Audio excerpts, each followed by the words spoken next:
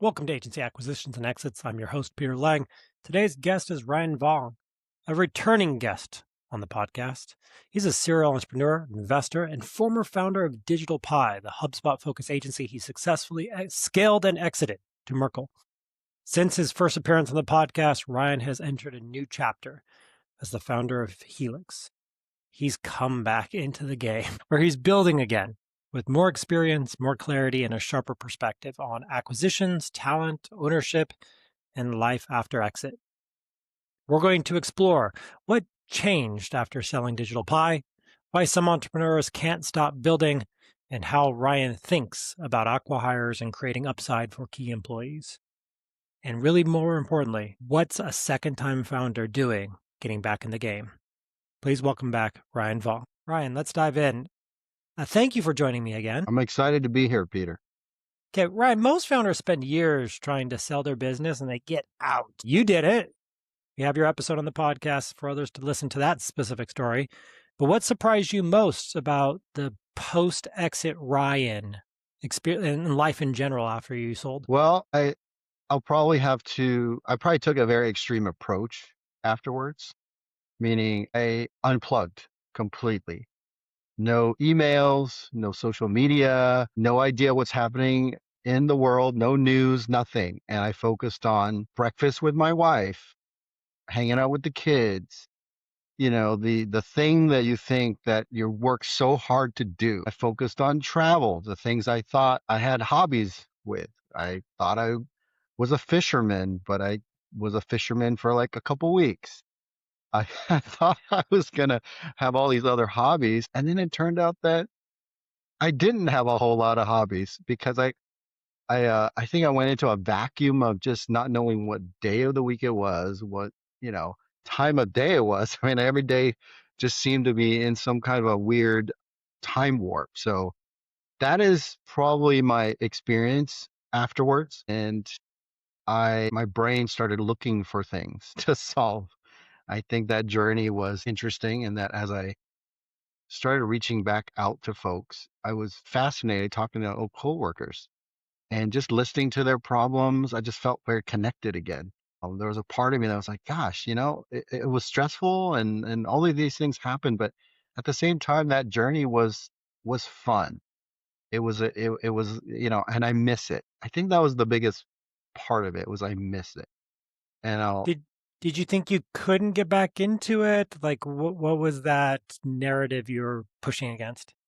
I think one of the things that I sat down with, some very, I don't know, smarter folks than myself, our financial advisors, who sat down and said, look, you've done it.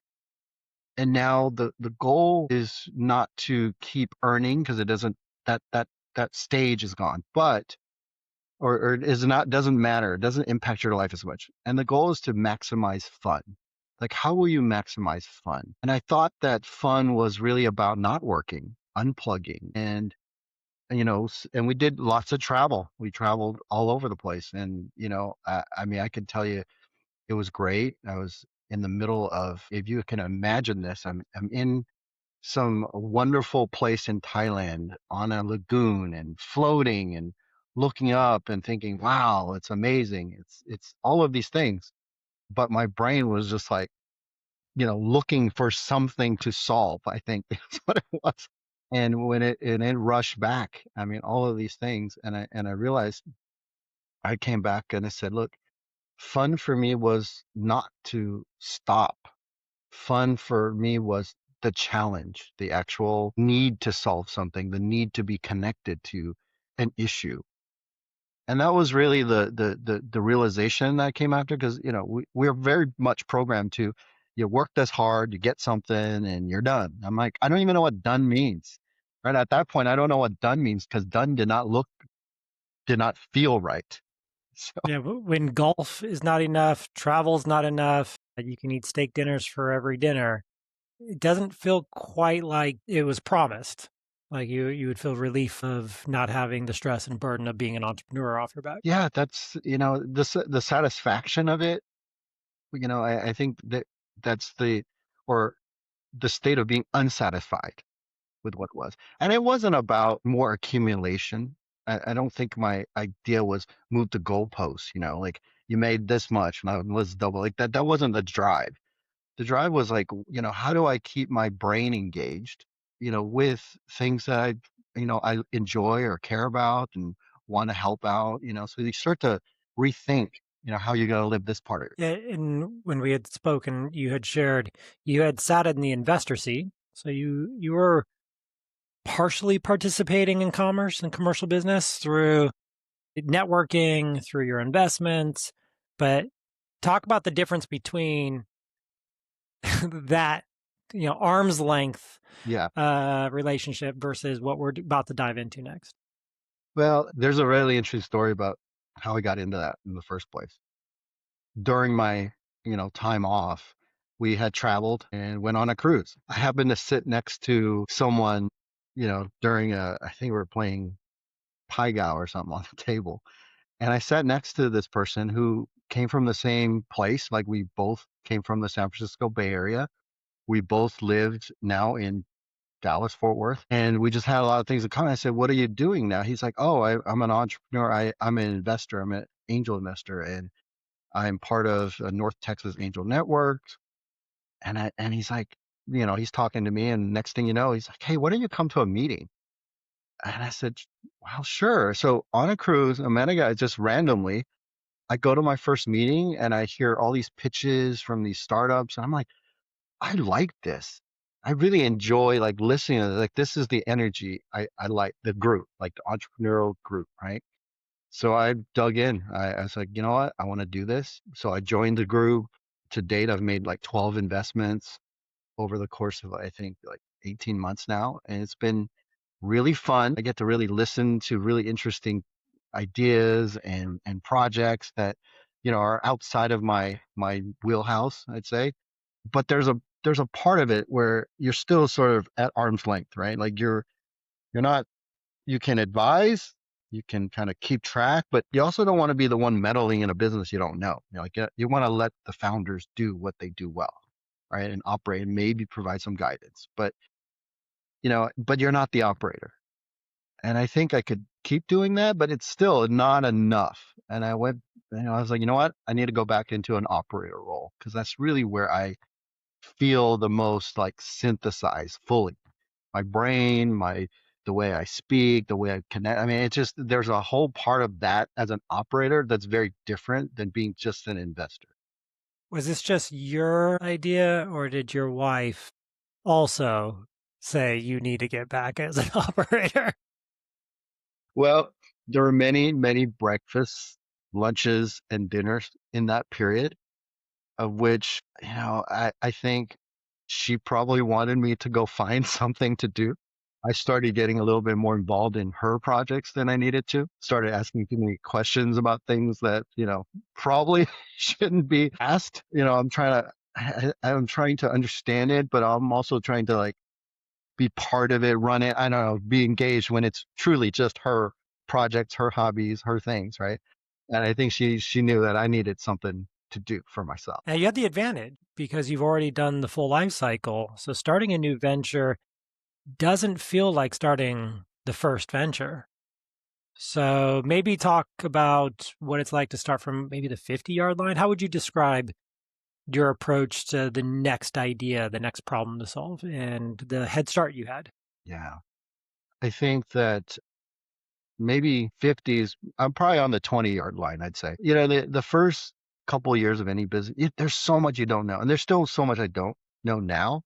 But some of the logistics or what is the outcome that you look for, like all of these things, you have a very clear idea now, right? And even down into I'm not going to try to do accounting for 2 years because I suck at it, right? I'm going to hire somebody right away to take care of all that, the business formation, the legal things. I know what I'm good at. I've honed in on what I'm good at, and now I know how to delegate, or I'm quicker to delegate than I was. At some, in the beginning, you try to do everything yourself because for some reason in my mind in the beginning, I was like, I don't want to ask somebody to do something I don't know. I was like, I'm not going to be an accountant. So like, why would I think I would know that before I hand it off to an accountant who actually does this stuff? right? Or somebody who does legal, somebody does some other things I don't do well. Now I just say, okay, now we're at a stage where we need this. We're going to bring that in. And so it's different. I'm also not, wasn't in not in the same position where I actually can seed my own company with money, right? Before it was like, unless I get a project or revenue coming in, I don't really have anything.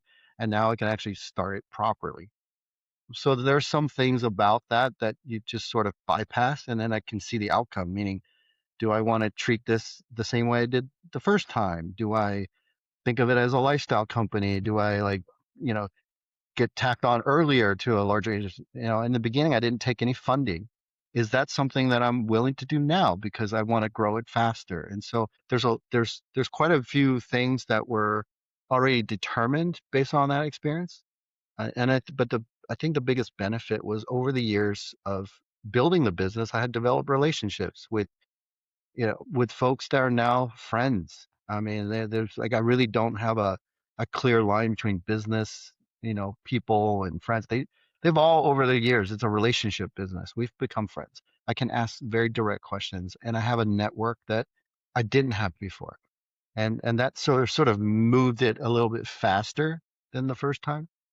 But of course, there will still be more challenges, more things I'm going to learn in this next phase as well. Yeah, on that, the friends and colleagues kind of overlap. One thing that stood out was you were referencing former teammates wanted to come back and build with you again. That's got to feel really good. That is probably the best feeling that any founder can ever feel, is that even though you went through a whole journey and then, essentially you left, right? Like I left and I felt kind of torn between leaving my team, kind of exposed to an organization and their politics and not being able to have any influence on. I mean, I went through a 3-year earnout where that was the case, right? Like they were asked, but they were sort of dictated to you on how the company wants to operate your business, right? Versus I had full control over it. And some of those folks are still there, they have careers, but it's not the same. And starting this one, right, to have folks reach out and say, "Hey, I notice you're back. I'm excited. If there's a opportunity to work together again, I really enjoyed my time working with you. It was the best time I've ever had, working in a company." That means a lot. I think that means a whole lot more than anything else, really. Yeah, it's a testament to the way you ran the organization, the way you treated people. It also kind of dovetails into kind of the lessons you learned about how you think about equity and people on this project and on this business based on the lessons learned from Digital Pie. So maybe talk about those lessons on aligning incentives, how you're thinking about equity and employee ownership and participation, because that was really refreshing. And it's from a mature operator's perspective versus, someone who's just starting a venture for the first time. Yeah, I don't think that the core ideals of this business and the previous one are different. I mean, when I started Hard. It's your core values too, yeah, right? It's you. pretty much. I mean, like when I started Digital Pie, the reason for that, was very personal. And you need something bigger than yourself to carry you through those times where it was hard, right? You need something greater, or else you just can't. That's why I think that's why a lot of businesses fail, because what they're willing and what their foundational, personal foundation is what carries them through those really tough times. And we've always had this work life spirit mentality. Like I was like, these three core pillars are going to be work, life, and spirit. Like, they have to all be in harmony and in balance, right? Work happens when you have projects and you dictate how you work. Right? I don't try to micromanage.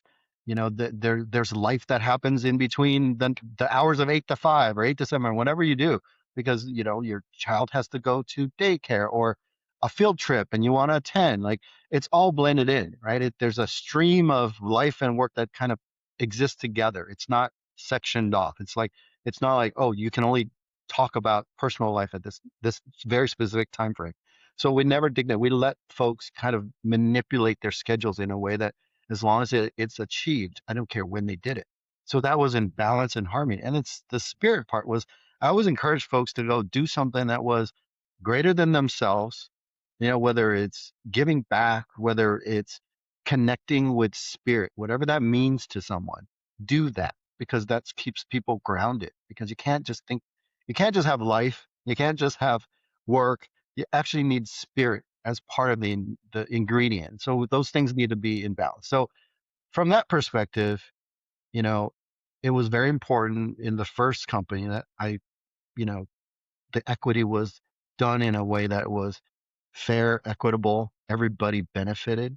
I mean, even the last like person that was hired before we were acquired, that was 2 weeks in, fully vested, right? And I felt that it was fair.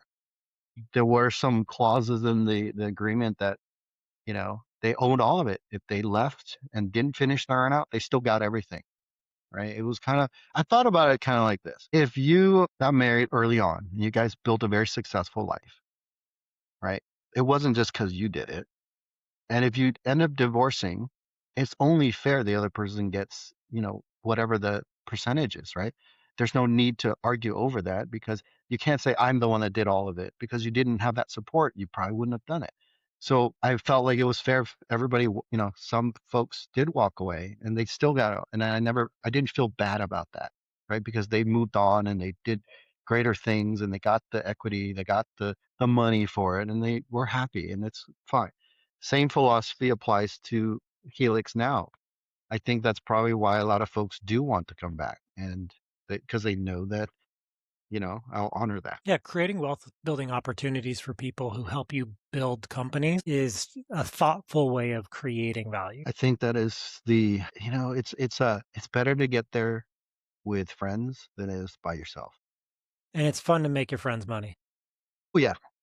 Oh yeah. It's fun because you guys can both enjoy it together. All of you.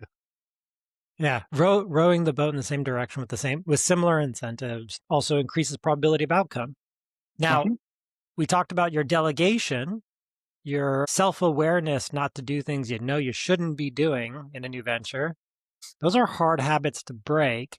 Are there any things that you still are holding on to that you didn't delegate yet? Yes and no. So a majority of the things that I know I'm not good at, right? I've already delegated. There are some things where there's probably because of where we are in our stage, still like early. Well, I have two, new team members where I am sort of hovering, like not trying to get involved, but trying to let that person, these folks kind of grow into their own versus me seeing the answer going, hey, let's do it this way. I'm just letting that happen. I know I can get to it quicker. In the first time I was like, I just got in there and did it because it's like we needed efficiency and we needed outcomes quicker. Now I'm trying to take a step back and know that I'm going to get there and know that they're going to get there. So, it took a while the first time to delegate. Now I'm doing it a little bit earlier than I would have. Say much earlier. Yeah, I'd say much earlier. Much earlier. Well, that kind of goes into your announcement of an acquihire of this collaboration with Dragon Studios, because that's also something that you did sooner and more thoughtfully than you did with Digital Pie. So talk about that opportunity and how you're thinking about collaborations and adding things to the business that doesn't exist. I think that you're right. It took us a few years before we made our first acquisition previously. I see a lot more momentum in this new business. I see the ability to bring on expertise and folks sooner. Like I didn't have to check as many boxes, right? In terms of risks, how are they operating, the full due diligence and, negotiation. Now it's just, again, I'm looking at it like I want to invest in this. This is going to happen, and I'm just making decisions a little bit quicker because I think I'm more comfortable trusting my instinct on some of these things. It took time to develop instincts, and now you have to trust it, right? Like I'm going to trust my instincts a lot more than I did previously because I had to question everything in the beginning because it's hard to you always feel so responsible when you make a big mistake, right? And now there's less pressure like that. We can move a lot faster. I think that's probably the best way of describing it. So I'm a big proponent of startup M&A. It's not a category a lot of people know about. Venture M&A is a very subset of traditional PE, business buying. You were the founder, creator of Helix. You're trying to solve a problem in the marketplace, and it's progressing to where you just need a certain caliber of talent, capability that's really hard to organically hire. Run us through the timeline of Helix and then kind of where you're thinking the business is going, what you need to add, why an acquisition made sense, what was the capabilities it brought you, what are you excited about? I'd love to. Acquihiring is a very powerful strategy. If you can give us some insights to how you're thinking about that strategy moving forward, all of that would be very helpful. Sure, sure. So I'll give you some of these early thoughts and probably early failures in Helix, even starting a new one. When I started Helix, the question that came to me and how I came up to this business was, our previous business, we could produce quite a few workflows and campaigns, etc. The fundamental challenge in all of those businesses were the data wasn't unified. To be able to like accurately do something, you need unification of all your data and to be very clear about it. And so when I said, you know what, there's one thing we never solved, in terms of just marketing operations, revenue ops, go to market ops, all these, like it's unifying all of these sources of disparate data together to actually have a very clear picture of what we're after, what we're going after, etc. Like that, it means, and that is sort of a, world peace view of everything. Like everything's working together in harmony, right? So I said, why don't we try solving that? So I started Helix as a data unification, play. And, of course, coming off of oh, I did this successfully. I know what the market needs. The one thing that, founders get trapped in is they love their own ideas without fully validating it in the marketplace, right? And I made that first fundamental mistake, right? So I went and started, put everything together, all the branding, everything. And then, I'm starting payroll at this point. Like we're doing it legit this time, right? And then, so I'm going after clients. I went through a full 8 to 9 month sales cycle where, built it, called up folks, went through the whole pitch. And I got to the point where, during the whole time, everybody was like, yes, that is a problem we want to solve. Every group I talked to said, yes, I want to solve this. What no one had was one unified budget to solve it, nor do they have the capacity to say, I want to solve it at once, right? There's just too many priorities. And this is not something that was, yes, it was top of mind for when they need something, but it wasn't top of mind. Let's like fix all the underlying issues. I didn't know this until I got to like 9 months down the road when I'm like, hey, we're ready to sign a contract. They're like, yeah, we really can't buy it. I need the buy-in of this group and this group. And then it's like, oh my gosh, like I did the most fundamentally flawed thing, which was I loved my pitch, my idea. I was so sold on that fact that this was a need that I didn't validate whether someone could actually buy this thing. At least the audience I was speaking to. So we made a pivot and I went back to like, what do we do now? I mean, like, I still want to treat it like a startup where I'm not just continually throwing money at it, right? Like, what do we do now with the people we have, with the projects we have? And this is right when I think, not that AI wasn't around, it's just it accelerated during the same time, right? I think like last year, somewhere middle of last year, it really started to The become velocity. yeah, Yeah. the velocity just increased. And I started to ask some of our customers that we were just doing standard work for. I'm like, hey, have you been asked to do anything in this realm? Oh, yes. So initiatives have come down from high up that we need to, put a plan in place. And I'm seeing, all of this sort of transformation language out there and what this means. But me, I like to go down into very specific units of like what the problem is, not big transformation things. I always think my brain doesn't hold these large concepts in mind. I just got to go down to like solving these one building block, and I get to the next building block, and eventually the whole thing is transformed. Right? That's sort of how I think. So I said, like, what is the problem that you're dealing with today? And they said, like, every day, when we're in this operating role, we're just firefighting. We're trying to do the synthesis of all this information, firefighting, getting back to PM. I said, wait, hold on a second. And I go, what do these AI things do really well? They synthesize data. They create workflows. They help you in this process of gathering. And I said, why don't we try something? Like, what if I did this and then gave you and saved that pain, that time? And I experimented with it. It's like, whoa, this actually works. People got benefit from it. They saw it, and it didn't take months to deploy. It was deployed in like weeks, very quickly, right? These use cases. And we started asking for more use cases. And at some point I said, this might actually be a business. Let's continue. And that's sort of when I went into I don't know this well enough. I'm not the expert in this, but I started looking, and we found Dragon Studios through, the person who runs it. I've had conversations over the course of years, but he had spent 18 months in enterprises building, AI agents to help with this very specific process. And over lunch, I said, hey, I think we should come together. Here's what I do well, and here's what you do well. I think we can do this together. I got the no, I'm good and everything. My wife has to approve, and I'm like, I get it, I get it. Our wives have to like agree that we're a good fit, because we're not very good at, the wives have a better, I don't know, sense of people. I think we're just going in there going, yes, let's do it, right? But I got the green light, and acquihired, and he came on board. There are a couple of folks that he had with him building this stuff, and now we're just building, and we're putting out ideas. And his name's David York, and he just wrote a book on AI, like in terms of how to think about it, how to frame it, how to process what it means. And he just published the book, and so he's pretty much you know leading that charge, evangelizing this.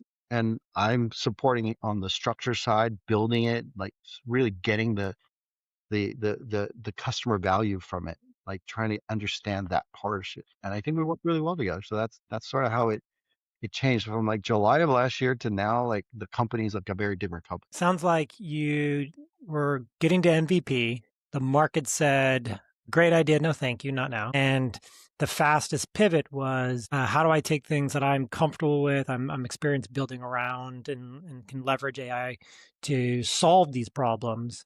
But then I have this gaping hole that I either have to become the expert, or can I just go buy someone who is the expert? Can I join forces with them? You referenced this before. It took you many years before you did your first acquisition in Digital Pot. What about this deal felt different or the same to your past one? It felt similar in that there's an expertise.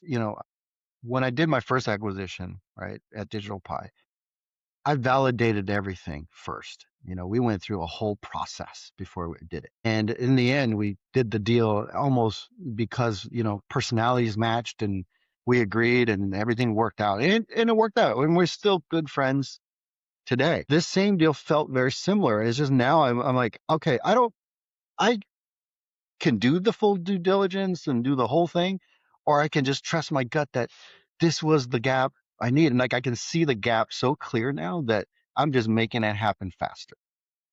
It's accelerating it. Again, that comes from like what could possibly go wrong. I can see all the things that go wrong now. And because we went through all of that, right? Previously. Now I can just go ahead and do these things and take the risk. It's like I will take the risk. Well, I'm curious. So if you added something to the business that it needed to be relevant, to fulfill, is that an active strategy that you're thinking about? You're saying, okay, well, we're organically building, solving problems for our customers, our clients. Are you thinking about more M&A, or is this just an opportunistic situation?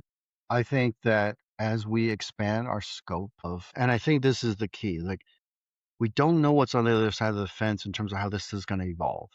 But I believe that whatever's on the other side, there are multiple opportunities, multiple verticals, multiple areas. We're just talking about right now RevOps. We haven't even gotten into other parts of an enterprise and what that could mean, right? And so I'm definitely open to accelerating the business, because this is accelerating faster than I've ever seen anything go through. I was just speaking to another agency yesterday, which was larger, and they said, I like the sort of the focus you guys have, and we want to think about potentially investing to accelerate it, with the option of first right of a refusal if we wanted to acquire you later on. So I'm like, before I was never open to these. Now I'm thinking, why not leverage that relationship, and really make this thing go faster? I think I can get to the scale, the size that I was with, I mean, in terms of revenue, with a quarter of the people, same revenue size, Quarter of the time. a quarter of the time. Yeah. It's incredible. Like I'm just trying to keep up at this point. There's so many ideas flying out there. So I think these ideas will come, and I want to build it on real, I have to go back to fundamentals. Like, you have to build it on real customer pain. That's the one thing that was what I missed again in the beginning. I was like, I had an idea, but I never asked for the real customer pain, and now I'm seeing it. And now we're gonna stick with that as the way to move forward. Help us understand from David's perspective. Maybe don't speak for him, but from your relationship, from moving forward, when someone gets acquihired into a new venture like this, you're not some big established company, Ryan. You sold into a big established company. How does a new venture acquisition feel from his perspective, or how did you pitch it? Well, I think there are, from his perspective, and these are conversations we've had, his concerns. And his concerns were, we don't know each other very well, but he does know what I did in the last company. He did know the folks that I knew, um, that were employees that worked with me. He knew how I treated them. And I think that helped with a lot of the sort of risk in his mind of the type of person I am, right?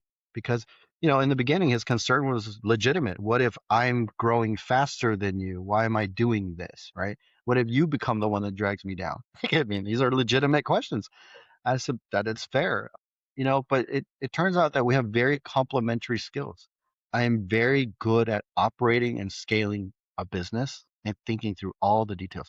He is very good at ideas, at evangelizing, at getting that message out there, but also like seeing what's next to build. Like, he's sort of on the visionary side of it. I'm more of I'm going to take these visions and actually make them real, right? So we operate really well like that. And I think that sort of became more apparent as we spoke on like where the duties, how things sort of lay. And, it didn't help that I actually had a very successful sale, and the founders who were there and even all the employees had, benefited from that. And I think that goes a long way. If you treated everybody well, that goes so far, right? Imagine if I sold Digital Pie and I was like 90% of the owner and everybody got 10%. What story do I tell today? It's like, yeah, I did well. That's great. It's all me. It's like, no one's going to join you because they know that that's your history, right? And I think that that's, again, doing the way that you are comfortable with, that you treat people fairly, that goes further in business than I think that people realize. Has becoming an investor and having that mindset changed the way you think as an entrepreneur at all? Definitely. It has provided so many more angles that I don't think I saw, besides your financial ratios and everything like that. There's a whole other aspect of, the process of the team, the culture, the the way the operate the founders think, what will get them through like those dark times. How do they think when they get into trouble, right? Are they going to just go find another job and sort of do this on the side, or are they willing to like really invest their time in solving a problem to get them over this hurdle, right? You want founders who are committed to their ideas, and you want to know that there's depth behind those people, not just ideas, right? So the strength of the person, like, these are things that I don't think about, but now when I'm looking at investing, it's like, you bet on the jockey, not the horse, but who is the jockey? What was their training schedule? What are they like as a people? How do they work with others? Because you know that those single brilliant people that can't work in teams will never really make a company the way you want it to. I mean, they could do really well by themselves, but it's just very different when you need to build a company that relies on other people. And those dynamics are sometimes more important than what I'm seeing on paper. The paper just validates how well the business is doing, but how it moves forward is going to be heavily dependent on the people that run it. You're starting a business in a category that has headwinds and uncertainty. Like it's yes, it's a top-down initiative for these companies, but there's just a lack of adoption, a lack of investment in digital transformation initiatives because people are unsure. How do you feel about the next 3 years? I know you're excited. You're a builder, but a little bit more taking a step back from the conversations you're having within these larger companies. What do you think it looks like? I think that everyone who's talking from again, it's my perspective. If we're coming in talking about full organizational transformation and very like idealistic things, just like my data unification, that's not going to work. Doesn't matter if the tech is there. Then none of that matters. I think that what I see is the opportunity for a technology to enhance everything an organization is doing, people, skills to whatever. It allows for that level of scale that didn't exist before, right? The level of like synthesizing information that didn't exist before. And case in point is this, like all these big holding companies, when you talk about scale for them, they think about offshore. They think about the number of resources they need to put on something. They think about these margins like this, right? That world in AI doesn't work well. We're not talking about more people. We're talking about the number of agents. Like how do you price that out now, right? So that world is very different. Now, you still have to tie back to the core thing we're talking about. Are you solving something that is of value? No matter what era we're in, no matter what tech, if this thing solves that problem, then you still have a viable business. So I'm not afraid of what 3 to 5 years looks like, only because I know that everything I'm trying to do is trying to help the client do better, right? So that principle is always going to be the thing that people buy, not this story of how they're going to change the company this way. It's like, that's a promise. But what I'm doing is showing you things that like over time build a full structure. Then you can say, whoa, wait, if I look back, we did transform. I'm like, I'd rather you feel that way than me telling you a transformation thing and then like have bits and pieces of it, right? Yeah. So it's just a What's bottoms up approach, very different. It's just the way I'd rather run our business. Yeah. What's been your biggest challenge of being a second time founder? We talked about all the Um, things that you're doing right now. We talked a little bit about your confidence, entrepreneurial optimism carrying you into a market with no buyers. But there is a challenge to being a second time founder. What have you experienced for that? well, I think the first pass at what we were doing at Helix was like a total, like a mismatch for my expertise and persona. I think that the biggest, that was again, learning. That was a challenge. This new one is like, it's the uncertainty, like you said, like what it means, what AI means to everyone, what their experience with it is. I mean, it's like, I think the timing, because there's going to be a point in which everybody has a general understanding, kind of like the first time, I don't know, my parents went online and actually went on the internet. It's like, man, how many years did it take for them to try it before I'm like, hey, you got to do this, right? It's the same with AI. Now everyone's got an agent, everybody uses on their phone. So the calming experience for everyone is going to be very similar, right? I think that the challenge is going to get like, am I too early? Am I waiting until everybody sort of has a certain Mhm. maturation before like they then go, oh my gosh, now I see where you can help me? Do I push the narrative faster? Right. So I think balancing that out with that uncertainty is different than something that's already established. Right. And you have Where, a lot of AI companies and consulting firms raising money with larger valuations, being acquired as kind of an R&D for more established companies. Ryan, you're in a very attractive category as you're figuring out the consistent way to deliver value to the market. That means you're going to have opportunities knock on your door, even if they're early, even if they're not really clear what the business is. You have a few paths you could take the company. Seeing that you've already had an exit, does it potentially change the way you think about building this for value, building this for sale? Are you thinking about that at all? I am. There's a personal angle to all this. My primary, motivation is that I'm learning a lot and it's fun. I want my team back. So I want to build a business, big enough to have my team back. And then honestly, it was like, you know, I didn't need to double, whatever personally, financially. It's more of like, can I give my team something that they can look forward to, right? How do I take care of them? So, and those things are, I don't like to say it because I'm not trying to promise something. These are my personal goals. Yeah, they're fantastic goals.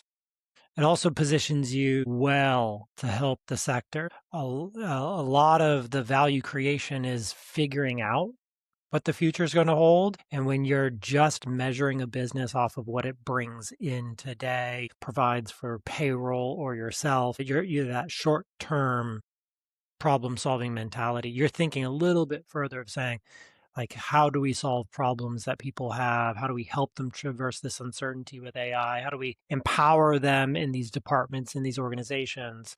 And that's just a slightly better position to be in. And you have a core values that you're bringing into this that enable other people to join with you on that mission. So, Ryan, I probably am going to have you back on the podcast to talk about another acquisition at some point because you're going to do it. And then who knows, probably another exit if I keep doing this podcast long enough. So, Ryan, Well, thank you for having me. If I'm fortunate enough to be back on, I'll be delighted. But I'm just having the it's just an incredibly fun time right now to be doing all of this. So you're fortunate that your vocation, your profession, and your hobby is a Venn diagram that overlaps. yes, that's probably the best way of succinctly stating that. It all aligns. All lines. Ryan, if someone wants to reach out to you because the email address on your last episode with me no longer exists, how should they connect with you? What's the best way to reach you? You know what? Connect with me on LinkedIn. Ryan Vong, Helix, CXM. You'll find me on there. I think I'm the first one that shows up when you type Ryan Vong anyway, so that's good. But connect with me there. I'm happy to, help provide insight, input, any follow-ups to anybody that's listening. I'm happy to connect. Appreciate you, Ryan. Thank you. Thanks, Peter. If you like this episode, probably like one of our other episodes. Click here.